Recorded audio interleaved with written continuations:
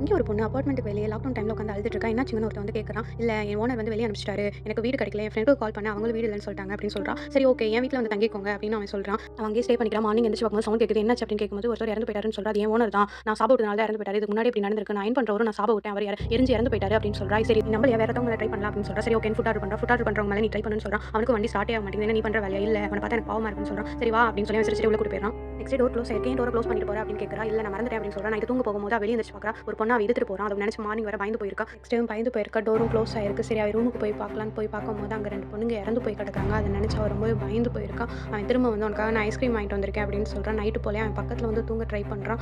ஆனால் அவளுக்கு அப்படி தோணுது. பயந்து போய் தோணுது. மார்னிங் எந்திரிச்சு வேகமாக போயிடலான்னு சொல்லிட்டு வேகமாக வெளியே எந்திரிச்சு போகும்போது பின்னாடி வந்துச்சு நீ எங்கே போகிற மீரா அப்படின்னு கேட்குறான். இல்லை நான் போகிறேன் அப்படின்னு சொல்கிறான். நீ எங்கே போயிட முடியும் அப்படின்னு சொல்லி அவளை கெட்டியும் போட்டுட்டு உனக்காக நான் சாப்பாடு செய்கிறேன் அப்படின்னு சொல்லி அந்த இறந்து போன பொண்ணை துண்டு துண்டாக வெட்டி கொள்றான். அப்போ வந்து அவனுக்கு வெளியே ஏதோ சவுண்ட் கேட்குதுன்னு வெளியே போகிறான். அப்போ சேர் ஆட்டோமேட்டிக்காக மூவ் ஆகுது. அதை நினச்சி அவன் ரொம்ப பயந்து போயிடுறான். பின்னாடி யாரும் போகிற மாதிரி இருக்குது. அதை நினச்சி அவன் ரொம்ப பயப்படுறான். பேயெல்லாம் வந்து பயமுறுத்தவும் செய்யுது. சரி ஓகே நம்ம தூங்கல போல நினச்சி அவன் ஃப்ரெண்டும் கால் பண்ணுறான். ஆமாண்டா நான் தூங்கவே இல்லை. அதனால யாரும் இருக்க மாதிரிலாம் தோணுது. இப்போ ஒரு பொண்ணு கிடச்சிருக்கடா அவளை நான் ஃபுல்லாக அனுபவிக்க போகிறேன் அப்படின்னு சொல்கிறான். என்னடா அப்படின்னு கேட்கும்போது இந்த ஐடியா இருக்கிறான்னு சொல்கிறான். செம்மையா அழகா இருக்காடா. ஆமாண்டா செம்மையா இருக்கா. இந்த இதெல்லாம் அவனுக்கு கிடைக்குன்னு திரும்பி பார்க்கும்போது அவங்க ஒரு பேய் நிற்குது. யாரா அது அப்படின்னு கேட்கும்போது அவன் இறந்து போய் 3 மாதம் ஆச்சுடா அப்படின்னு சொல்லணும். உனக்கு லிங்க் அனுப்புறேன் அதை பாரு அப்படின்னு சொல்கிறான். அதை பார்க்கும்போது மீரா 5 வருஷத்துக்கு முன்னாடி இறந்து போயிட்டா. அப்படி காடன் வீடியோ காலில் காமிக்கிறான். அங்கே யாருமே இல்லடா அப்படின்னு சொல்லும்போது பின்னாடி அந்த பேய் வந்து அவனுக்கு கொன்றுது. நெக்ஸ்ட் டைம் மறுபடியும் பேக் பண்ணிட்டு அதே இடத்துல உட்காந்து அழுதுகிட்டே அது வேலையை ஆரம்பிக்குது.